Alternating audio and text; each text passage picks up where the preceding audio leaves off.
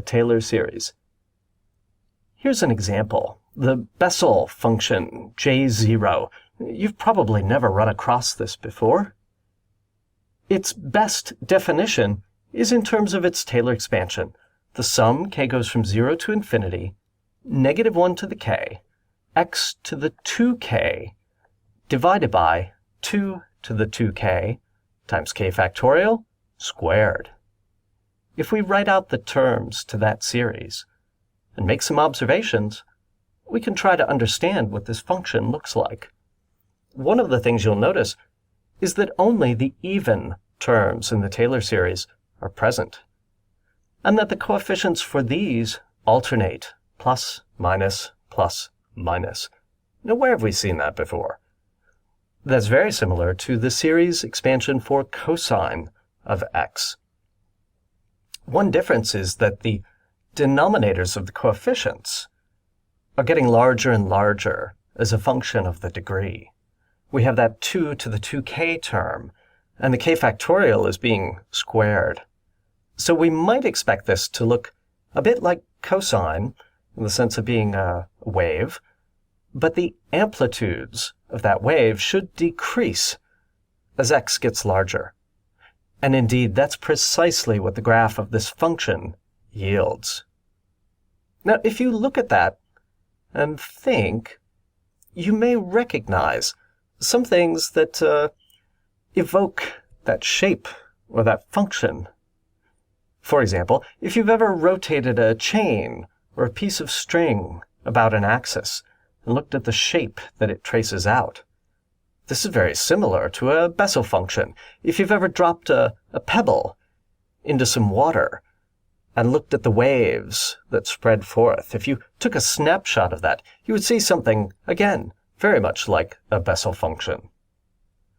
A slightly more specific example, it is a fact that we will not derive, that the radial displacement of a rotating chain in relative equilibrium about an axis is given by the following. Let's denote by r the distance of the chain from the axis of rotation.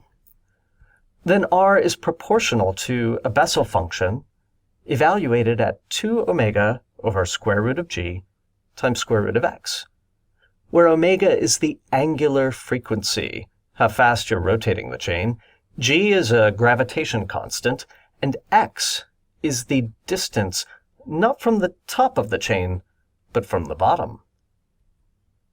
Writing out the terms of that series expansion, what do we see?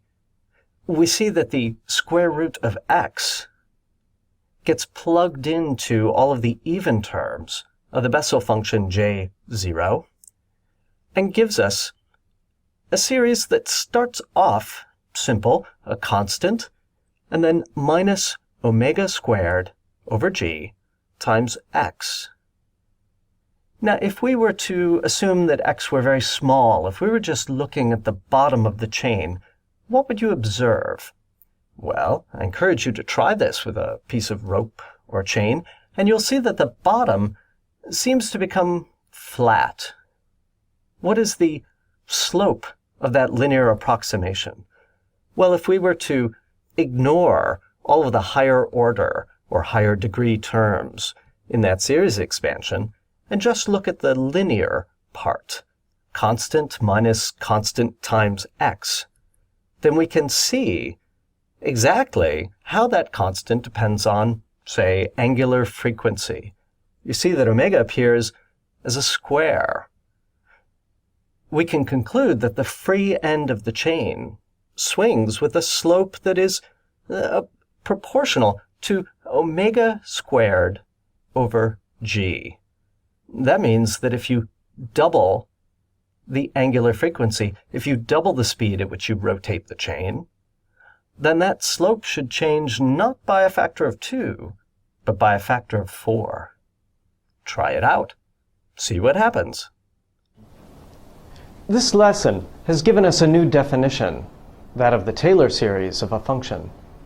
As well, we've learned a new perspective, a way to replace a function with a long polynomial equivalent.